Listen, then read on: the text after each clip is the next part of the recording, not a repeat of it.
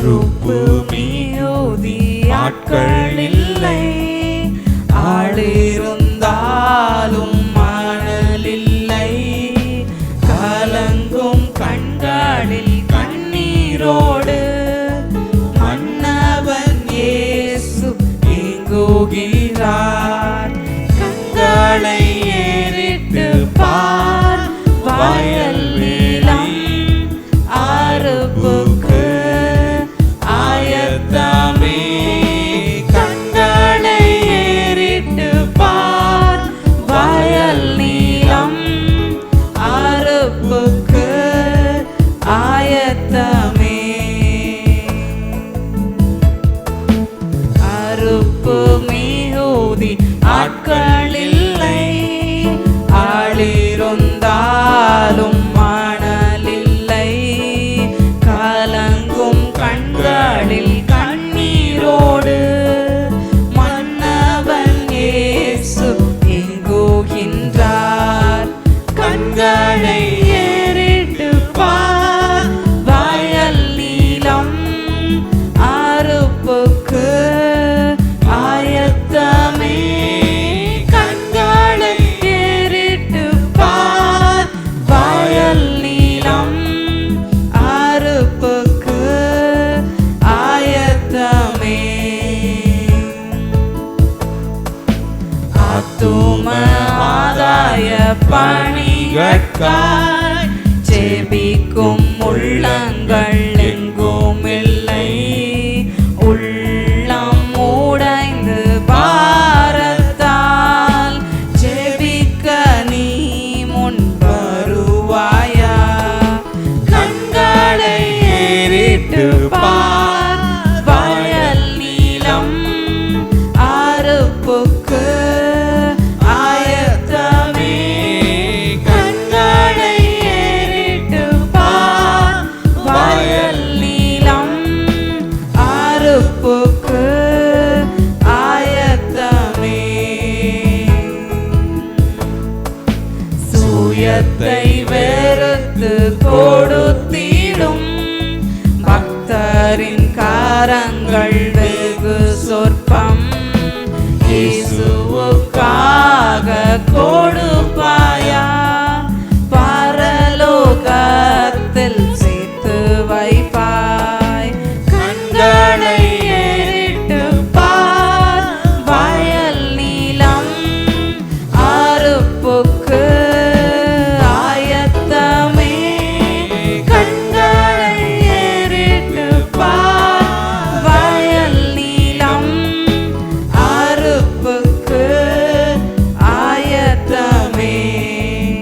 ஆத்தும ஆதாய பணிகட்காய் ஜெபிக்கும் உள்ளங்கள் எங்கும் இல்லை, உள்ளம் உடைந்து பாரத்தால் ஜெபிக்க நீ முன் வருவாயா. கண்களை ஏறிட்டு பார், வயல் நீலம் அறுப்புக்கு ஆயத்தமே. கண்களை ஏறிட்டு பார், வயல் நீலம் அறுப்புக்கு ஆயத்தமே. சுயத்தை வெறுத்து கொடுத்திடும் பக்தரின் காரங்கள் வெகு சொற்பம். இயேசுவுக்காக கொடுப்பாயா, பரலோகத்தில் சேர்த்து வைப்பாய். கண்களை ஏறிட்டு பார், வயல் நீலம் அறுப்புக்கு ஆயத்தமே. கண்களை ஏறிட்டு பார், வயல் நீலம் அறுப்புக்கு ஆயத்தமே. அறுப்பு மிகுதி ஆட்கள் இல்லை, ஆளிருந்தாலும் மணல் இல்லை, கலங்கும் கண்களில் கண்ணீரோடு மன்ன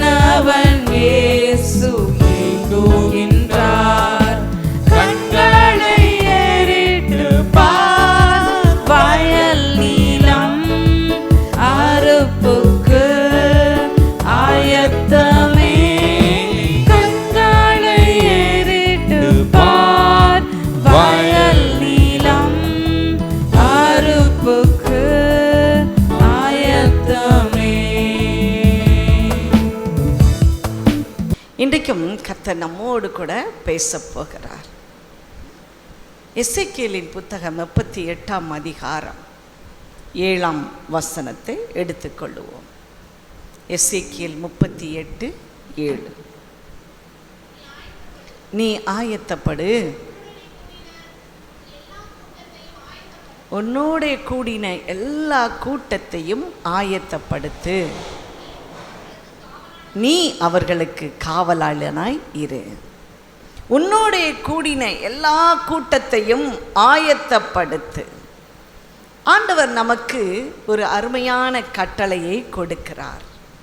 உன்னோடு கூடி இருக்கிறவர்கள் உன் மாதிரியே, உன்னோட like minded people, same frequency உள்ள மனதை உடையவர்களை, உன்னோட கூடின கூட்டத்தை நீ ஆயத்தப்படுத்து. இன்றைக்கு ஆண்டவர் நம்மோடு கூட எப்படியாய் ப்ராக்டிக்கலாய் ஆண்டவருக்காக வேலை செய்வது என்பதை கற்றுக் கொடுக்க போகிறார். யதார்த்தமாய் கால சூழ்நிலைக்கு ஏற்ப நாம் எப்படி ஆண்டவருக்கு ஆத்துமாக்களை ஆதாயப்படுத்த வேண்டும் என்று சொல்லி நமக்கு இன்றைக்கு கற்றுக் கொடுக்கிறார். உன்னோடு கூடின கூட்டத்தை நீ ஆயத்தப்படுத்து. நீ எங்கேயோ போய் அல்ல, உனக்கு விரும்பாதவர்கள், உன்னை விரும்பாதவர்கள், உன்னை விரோதிக்கிறவர்கள் மத்தியில் அல்ல, உன்னோடு கூடின கூட்டம். ஒன்று, உன்னோடு அவர்களே வருவார்கள், அல்லது நீ அவர்களை இணைத்து கொள்வாய். ஏனென்றால் அவர்கள் எல்லாரும் ஒத்த மனதை உடையவர்கள். உன்னோடு ஒத்த மனதை உடையவர்களை நீ கர்த்தருக்கென்று ஆயத்தப்படுத்து. இதன் முதல் வசனம் சொல்லுகிறது, முதல் பதம் சொல்லுகிறது, நீ ஆயத்தப்படு, உன் தேவனை சந்திக்க நீ ஆயத்தப்படு. உன்னோட கூடின கூட்டத்தை நீ உன் தேவனை சந்திப்பதற்கு ஆயத்தப்படுத்து. நாம் சும்மா இருக்கக்கூடாது. ஆண்டவருக்கென்று மற்றவர்களை ஆயத்தப்படுத்துவதற்காகவே கர்த்தர் நம்மை அழைத்திருக்கிறார். ஆதியாகமம் 4ஆம் அதிகாரம் 7ஆம் வசனம் சொல்லுகிறது. ஆதியாகமம் 4ஆம் அதிகாரம் 7ஆம் வசனம் சொல்லுகிறது, நன்மை செய்யாதிருந்தால் பாவம் உன் வாசற்படியிலே படுத்திருக்கும். நன்மை எது? ஜனங்கள் பரலோகத்துக்கு செல்வது நன்மை. நரக குழியிலே சென்று விடாத படிக்கு அவர்கள் நாம் வழி நடத்துவது அவசியமாய் காணப்படுகிறது. ஒவ்வொரு ஆத்துமாவுக்கும் எது நன்மையோ அதை நீ செய்யாதிருந்தால் பாவம் உன் வாசற்படியிலே படுத்திருக்கும். ஆண்டவருக்கு தெரியும் நம்முடைய கெப்பாசிட்டி எவ்வளவு இருக்கிறது, நம்முடைய திறமை எவ்வளவு இருக்கிறது என்பது அவருக்கு தெரியுமே.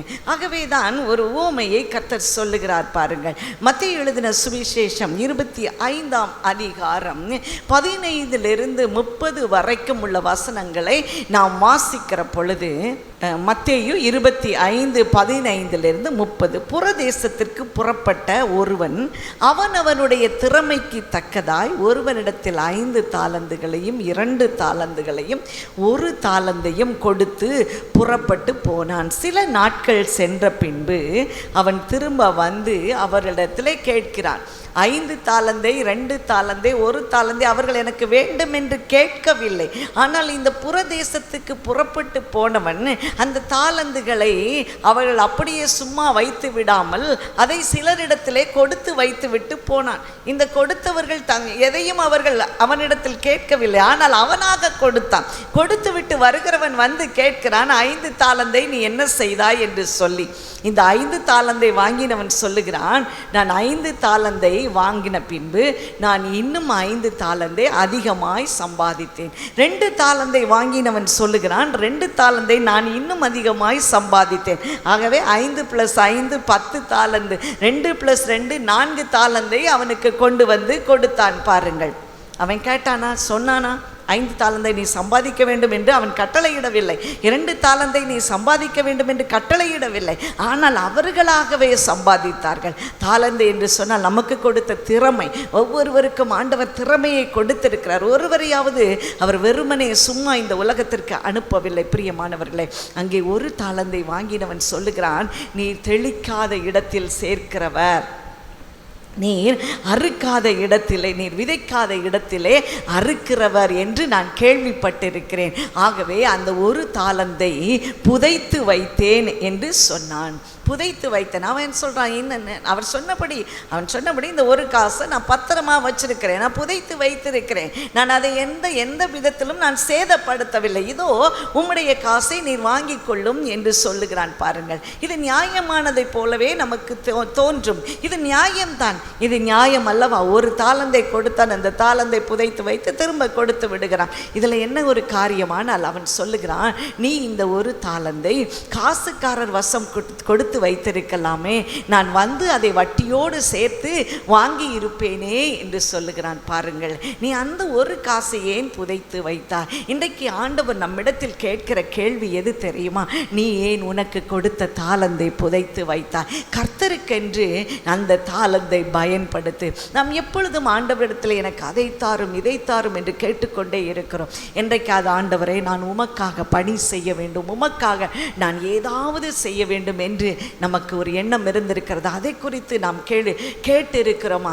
ஆண்டவர் இன்றைக்கு கலங்கும் கண்களோடு நமக்காக அவர் காத்திருக்கிறார். அவர் சொல்லுகிறார், அறுப்பு மிகுதி, வேலையாட்களோ கொஞ்சம்.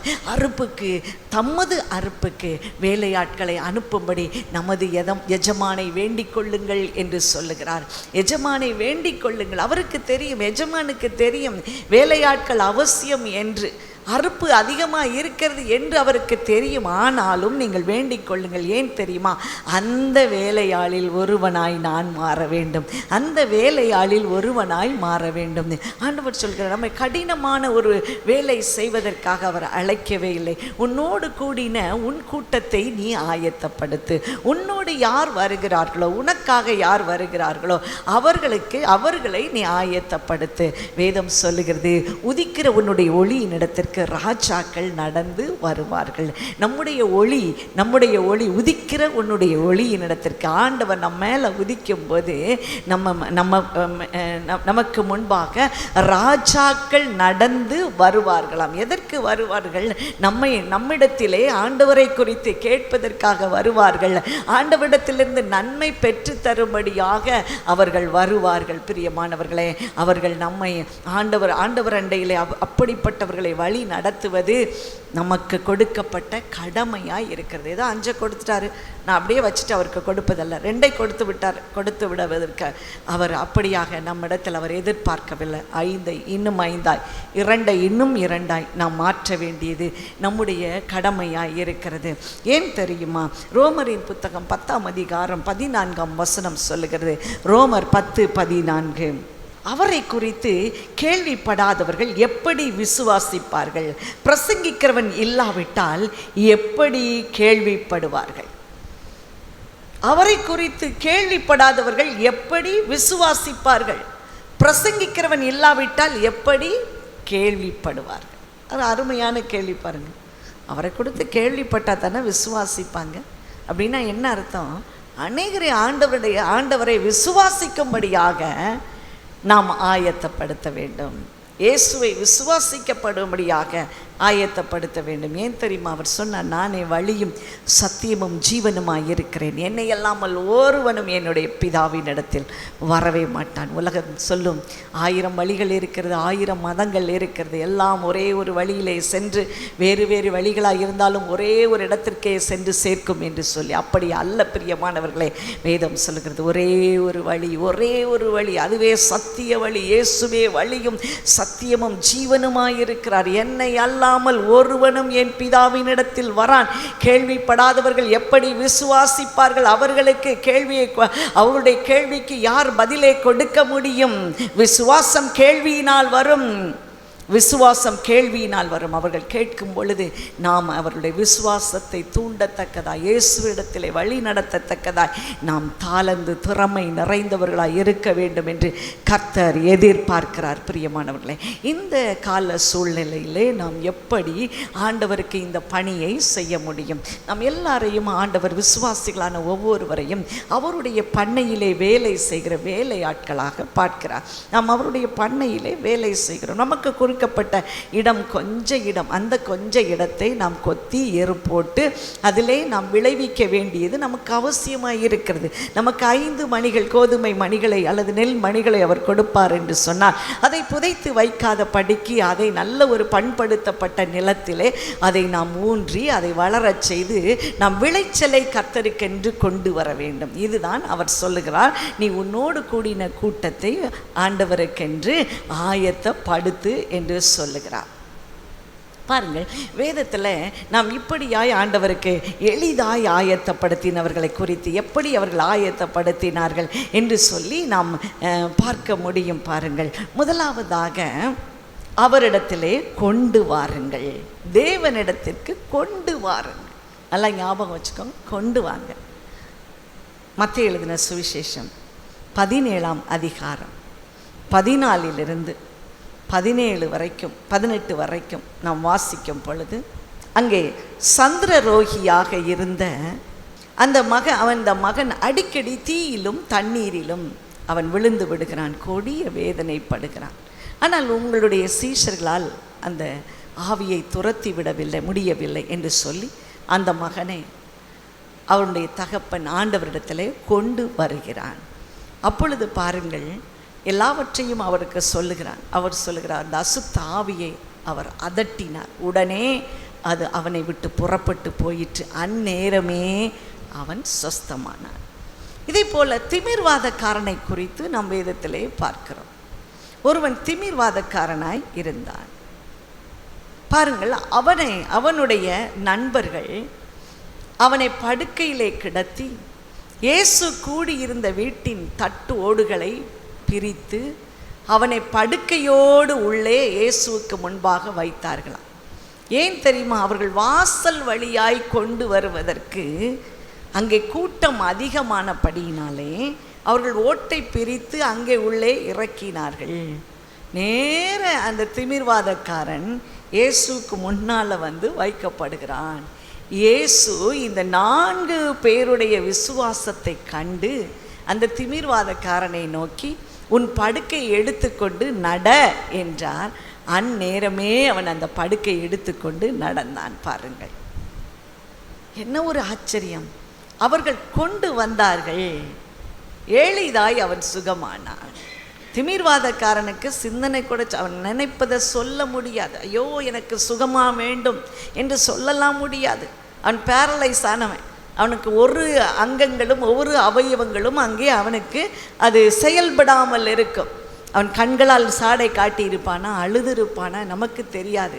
ஆனால் அவன் மேல் கரிசனை கொண்ட 4 பேர், அவன் மேல் அன்பாக இருந்த 4 பேர் இயேசுவிடத்தில் கொண்டு வந்தார்கள், தேவனிடத்தில் கொண்டு வந்தார்கள். வேற எங்கேயோ அவர்களை கொண்டு போகலை.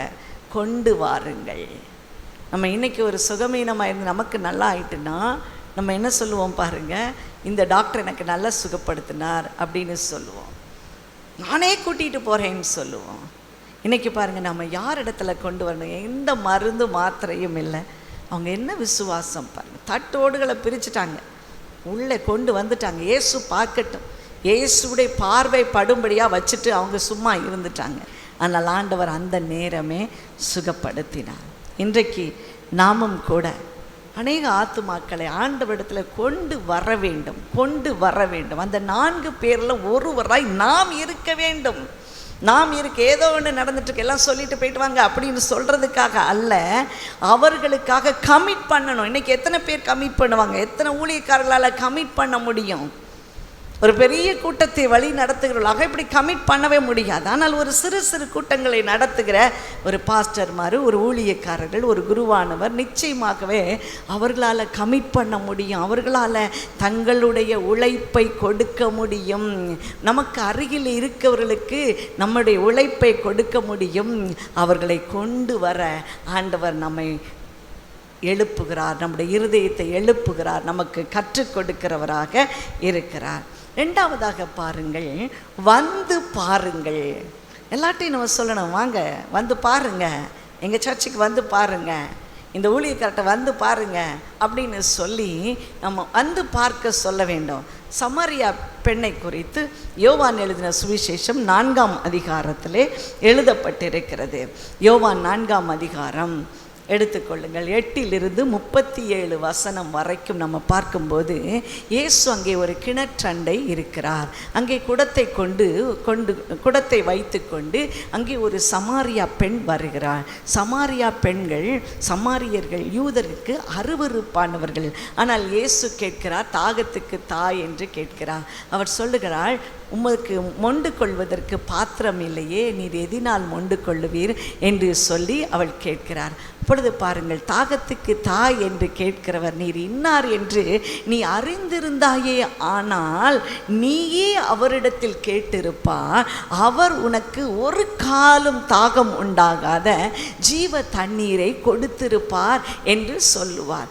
அப்படியானால் இந்த ஸ்திரீயினுடைய ஒரு அறிவின்மையை பாருங்கள், அவளுடைய ஒரு இன்னசென்ட்னஸ், ஒரு அறியாமையை பாருங்கள். அவள் சொன்னாள், இந்த ஒரு தண்ணீர் எங்கே கிடைக்கும் ஆண்டவரே என்று சொல்லி அவரிடத்தில் மீண்டும் கேட்கிறாள் பாருங்கள்.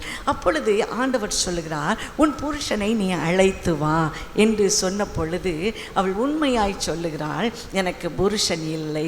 அப்பொழுது ஆண்டவர் சொல்லுகிறார், ஆம் நீ சொன்னது மெய்தான், உனக்கு இப்பொழுது இருக்கிறவன் புருஷன் அல்ல, உனக்கு 5 புருஷர்கள் இருந்தார்கள் என்று சொன்ன உடனே இவள் திடுக்கிட்டு போனாள். ஏன் தெரியுமா? அவளுடைய காரியங்களை கர்த்தர் வேற யாரு முன்னாலேயும் சொல்லலை. ஆண்டவர் இப்படித்தான் பாருங்கள், நம்முடைய தவறுகளையும் எல்லாரும் முன்னாலேயும் சொல்லி நம்மை அவர் உதாசீனப்படுத்த மாட்டார், அசிங்கப்படுத்த மாட்டார், நம்மை அவலட்சணத்திற்கு உள்ளாக்க மாட்டார், நிந்திக்க மாட்டார். இங்கே பாருங்கள், இவள் தனித்திருக்கும் பொழுது அவளுடைய பாவத்தை குறித்து ஆண்டவர் அவளுக்கு உணர்த்து வைக்கிறார். ரொம்ப எவ்வளோ அழகாக ஒரு மைல்டாக சொல்லுகிறார் பாருங்கள். நீ சொன்னது உண்மைதான், ஒரு அப்ரிஷியேட் பண்ணுகிற ஒரு வார்த்தை, அவளை பாராட்டுகிற வார்த்தை, நீ உண்மையை சொன்னார். அதே போல தான் நாம் செய்கிற ஒவ்வொரு செயல்களையும் அவர் உற்று நோக்குகிறார். அவருக்காக நாம் பிரயாசப்பட்டதை அவர் மறந்து விடுகிறதற்கு அவர் அநீதி உள்ள தேவன் இல்லவே இல்லை. நாம் சின்ன ஒரு பிரயாசத்தை பட்டாலும் கூட அவர் அதை மறந்து விடவே மாட்டார். ஏன் தெரியுமா? அவர் நம்மை நினைத்திருக்கிறார், அவர் நம்மேல் நினைவாகவே இருக்கிறார். ஆகவே இந்த பெண்ணை பார்த்து சொல்றாய், நீ பாவியான ஸ்திரீ என்று சொல்லவே இல்லை, நீ உண்மையை சொன்னாய். இன்றைக்கு நாம் மற்றவர்களை அப்படி ஆண்டவருக்குள்ளே வழி நடத்துகிற பொழுது நாம் பார்க்க வேண்டிய ஒன்றை அவர் கற்றுக் கொடுக்கிறார். நாம் பார்க்க வேண்டிய ஒன்று எது? அவரிடத்திலே காணப்படுகிற நன்மையான காரியங்கள். வேதம் அதைத்தான் சொல்லுகிறது, அன்பு சகலத்தையும் தாங்கும், சகலத்தையும் சகிக்கும் என்று சொல்லப்பட்டிருக்கிறது. அன்போடு அவர்களை நாம் வழி நடத்த வேண்டும், அவர்களை குற்றப்படுத்தி அல்ல. சில பேர் சொல்லுவாங்க, ஐயோ நீங்கள்லாம் நாங்கள் எப்படிப்பட்டவங்க, நீங்கள் வெறும் உதாசீனப்படுத்தப்பட்டவங்க. அப்படி சொல்லுவதற்காக அல்ல. ஆண்டவர் உன்னோடு கூடின கூட்டத்தை நீ ஆயத்தப்படுத்த, அவர்களுடைய நிலைமையிலே இருந்து நாம் பார்க்க வேண்டும். அவர்கள் எந்த விதமான நிலைமையிலே இருக்கிறார்கள். எல்லாருக்கும் நமக்கு இருப்பது போல சௌகரியமான நிலைமைகள் கொடுக்கப்படாது. அவர்கள் பலவிதமான கற்களிலும் முள்களிலும் பல மேடு பள்ளங்களை அவரவருக்கு ஏற்றபடி அவர்கள் கடந்து வர வேண்டிய அவசியமாயிருக்கிறது. ஆகவே குற்றப்படுத்தி அல்ல, அவர்களை உற்சாகப்படுத்தி ஆண்டவரிடத்திலே கொண்டு வருவதற்கு ஆண்டவர் நமக்கு ஒரு நல்ல ஒரு வழிகாட்டியாய் இருக்கிறார். அவர் சொல்லுகிறார், நீ உண்மையை சொன்னாய். அநேகர் அப்படித்தான் உண்மையை சொல்லுவார்கள். அந்த நேரத்தில் போய் இவ்வளவு பெரிய பாவியாக்கும் அப்படின்னு சொல்லி அதை குறித்து எல்லா இடத்துலையும் பறையடித்து விடக்கூடாது, பறையை சாற்றி விடக்கூடாது. காரியங்களை மூடி வைக்க வேண்டும், அன்பினால் அவர்களை நடத்த வேண்டும். இப்பொழுது அவள் என்ன செய்தார் தெரியுமா?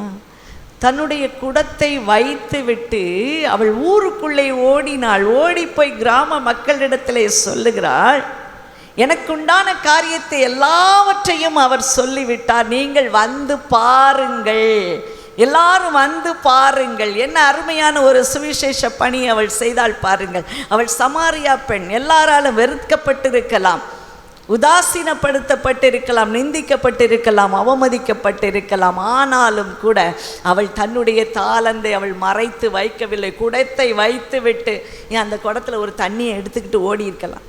அப்படித்தானே? ஒரு குடம் கொண்டு வந்தால் நம்ம கூட அப்படித்தான் நினச்சிருப்போம், இந்த குடத்தை என் வீணை அங்கே வச்சுட்டு போவேன், தண்ணியை கொண்டுக்கிட்டே போய் சொல்லுவோம். இல்லை இல்லை, அவள் ஒரு நிமிஷத்தை கூட அவள் வீணடிக்கவில்லை. கேட்ட உடனே அவள் என்ன செய்தா, அதை வைத்து விட்டு. இப்போ நான் நினைக்கிறேன் இன்னொரு சௌரியம், குடம் இருந்ததுன்னா ஏசு அங்கேருந்து போக மாட்டார். ஐயோ பாவம், அந்த பொண்ணு குடத்தை வச்சுட்டு போயிருக்காள, குடத்தை எடுத்துகிட்டு போகட்டும், அது வரைக்கும் நம்ம இருப்போம்னு சொல்லி இருப்பார். அதான் அவளுடைய டெக்னிக் பாருங்கள். அவள் என்ன செய்தா, அந்த குடத்தை வச்சுட்டு ஓடி போனான். ஊருக்குள்ளே ஓடி போய் எனக்குள்ள எல்லாவற்றையும் அவர் சொன்னார், வந்து பாருங்கள் என்று சொன்னார்கள். பாருங்கள், அப்பொழுது இந்த கிராம மக்கள் திரண்டு வருகிறார்கள், வந்து இயேசுவை பார்க்கிறார்கள், பார்த்துவிட்டு அவரோடு சம்பாஷிக்கிறார்கள். அப்பொழுது அவர்கள் சொல்கிறார்கள், நீ உண்மையிலே தீர்க்கதரிசி என்று சொல்லிவிட்டு அவர்கள் சொல்லுகிறார்கள், இந்த ஸ்திரீயினுடைய வார்த்தையினால் அல்ல, நாங்களே கண்டதினாலே அவரை நாங்கள் விசுவாசிக்கிறோம். 42வது வசனம் பாருங்க, யோவான் 4:42. உன் சொல்லி நிமித்தம் அல்ல, அவருடைய உபதேசத்தை நாங்களே கேட்டு அவர் மெய்யாகவே கிறிஸ்துவாகிய உலக இரட்சகர் என்று அறிந்து விசுவாசிக்கிறோம். முதல்ல அந்த பெண்ணினுடைய சொல்லினால விசுவாசிச்சாங்க, அப்புறம் வந்து பார்த்த பின்பு அவருடைய உபதேசத்தை கேட்டு நாங்கள் அவரிடத்தில் விசுவாசம் வைத்தார்கள். வந்து பாருங்க, யாராவது கஷ்டம்னு சொல்லுவோம், வாங்க வந்து பாருங்க. அப்போ என்ன செய்யணும், வாயை திறந்து சொல்லணும், நாம் பெற்ற நன்மைகளை மற்றவர்களுக்கு சொல்லணும். நான் அநேக நேரத்தில் பார்த்துருக்கேன், நாங்கள் அநேக பேருக்கு ஜெபம் பண்ணுவோம், ஜெபம் பண்ணி கஷ்டப்பட்டு ஆண்டவரே எப்படியாவது நீங்கள் இரக்கம் பாராட்டுங்கன்னு சொல்லி ஒரு நன்மையான காரியம் நடந்திருக்கும். சில நேரம் உடனே நடந்துவிடும், பல நாட்கள் நாங்கள் ஜெபிக்க வேண்டியது இருக்கும், பல மாதங்கள் ஜெபிக்க வேண்டியது இருக்கும். அப்போதெல்லாம் வந்து சொல்லுவாங்க, ஐயோ எங்களுக்கு இன்னும் ஒன்றுமே ஆகலையே. அப்போ எங்களுக்கு ரொம்ப கஷ்டமாக இருக்கும், ஆண்டவரை நாங்கள் எவ்வளோ நாள் ஜெபித்திருக்கிறோம், அந்த சகோதரனுக்கு இந்த சகோதரிக்கு நீங்கள் மனம் இறங்குங்க என்று சொல்லி நாங்கள் தரப்பில் நின்று நாங்கள் ஜெபித்திருப்போம். எல்லாம் நன்றாய் ஆகிவிடும். அப்பொழுது வந்து சொல்லுவார்கள், சல்லாயிடுச்சு சிஸ்டர், நீங்கள் ஜெபித்த மாதிரியே இன்றைக்கு அற்புதத்தை ஆண்டவர் செய்தார் என்று சொல்லுவார்கள். எங்களுக்கு ஒரே சந்தோஷமாக இருக்கும். நாங்கள் நினைப்போம், இதே போல் பிரச்சனை உள்ள 4 பேரை கூட்டிகிட்டு வந்துடுவாங்க போல் அப்படின்ட்டு. கொஞ்ச நாள் ஆகும், அவங்களுக்கு ரொம்ப தெரிந்தவங்க ஒருவங்க வருவாங்க. வந்த உடனே எனக்கு இந்த பிரச்சனை, நாங்களும் அவர்களுக்காக ஜெபிப்போம், கர்த்தர் செய்வார், கர்த்தர் நன்மையை செய்வார். அப்போ நாங்கள் கேட்போம், ஏற்கனவே உங்கள் பக்கத்து வீட்டில் உங்கள் கூட ஒர்க் பண்ணுற இந்த சகோதரி இதே போல் வந்து ஜெபித்து சென்றாங்களே, அவங்க உங்ககிட்ட சொன்னாங்களோ? அப்படியா? அப்படி ஒன்று அவங்க யாருமே எங்ககிட்ட சொல்லலையே, நாங்களாக என்ன செய்யன்னு தெரியல, அதனால் வந்து தேடி தேடி ஆண்டவர் உங்களிடத்துல வழி நடத்தினார், வந்தோன்னு சொல்லுவாங்க. பாருங்கள், இப்படித்தான் ஜனங்கள் இருக்கிறார்கள். நாங்கள் நினைப்பேன், எவ்வளவு பெரிய அற்புதத்தை இந்த மக்கள் ருசி பார்த்தாங்க. தான் கூட ஒர்க் பண்ணுறவங்களுக்கு அவங்க சொல்லவே மாட்டாங்க, தனக்கு பக்கத்தில் இருக்கிறவங்களுக்கு சொல்ல மாட்டாங்க. ரொம்ப ஆச்சரியமாக இருக்கும். பல வருஷம் கழித்து தான் அப்போது நாங்கள் நினைப்போம், ஒரு மணியாய் நாங்கள் சேர்க்குமுன்னா பாடாப்பட்டுருவோம். இவங்க நல்லா என்ன செய்வாங்க, நல்லா ஆன பிறகு அவர்கள் எல்லாரையும் மறந்து விடுவாங்க. நாங்கள் அப்போ ஒன்று தான் நினைப்போம், ஆண்டவரே உண்மையாவது அவங்க நினச்சிக்கிட்டு உண்மை மாத்திரம் அவங்க நினச்சி இருந்தால் போதும் என்று சொல்லி நாங்கள் நினைப்போம். பெரிய பெரிய பிரச்சனை, என்ன பிரச்சனையாக இருந்தால், ஐயோ எங்களை அடிக்க வராங்க, கொல்ல வராங்க, நாங்கள் இன்றைக்கே செத்து போயிடுவோம், ஐயோ நான் அவ்வளோதான், வீட்டுக்கு போனால் இன்றைக்கி எனக்கு ஒரு கொலை விழும், அப்படி சொல்லி ஜெபிக்க ஓடி வருவாங்க. நாங்கள் சொல்லுவோம், ஆண்டவரே நீங்கள் என்ன சொல்கிறீங்க? ஆண்டவர் சொல்வார், 1 மணி சேதப்படுத்தாது, போய் வா என்று சொன்ன பொழுது மறுநாள் வந்து சொல்லுவாங்க, எல்லாம் சரியாயிடுச்சு, ஆண்டவருடைய வாயை கட்டி போட்டார், சிங்கத்தின் வாயை கட்டி போட்டவருடைய வாயை கட்டி போட்டார் என்று சொல்லுவாங்க. ஆனால் மற்றவர்களிடத்தில் ஒரு வார்த்தை கூட சொல்ல மாட்டாங்க. ஒருவேளை எங்களை குறித்து சொல்லக்கூடாது, ஆண்டவரை குறித்து சொல்லணும். நான் இப்படி ஒரு கஷ்டத்தோடு போனேன், ஆண்டவர் அந்த நாளிலே எனக்கு சுகத்தை கொடுத்தார். காண்கிற எல்லாரிடத்திலும் சொல்ல வேண்டியது தானே. இந்த சமாரியா பெண்ணை பாருங்கள், குடத்தை வச்சுட்டு அந்த நிமிஷத்தை கூட அவள் வீணாக்கவில்லை. அவள் ஓடி போய் ஊருக்குள்ளே சொன்னாள். எந்த ஊர் அவளை நிந்தித்ததோ, எந்த ஊர் அவளை அவமதித்ததோ, அந்த ஊருக்குள்ளே போய் சொல்லுகிறார், அவர்கள் வந்து பாருங்கள் என்று சொல்லி அவர்களை அழைத்து வருகிறார். ஆராதனை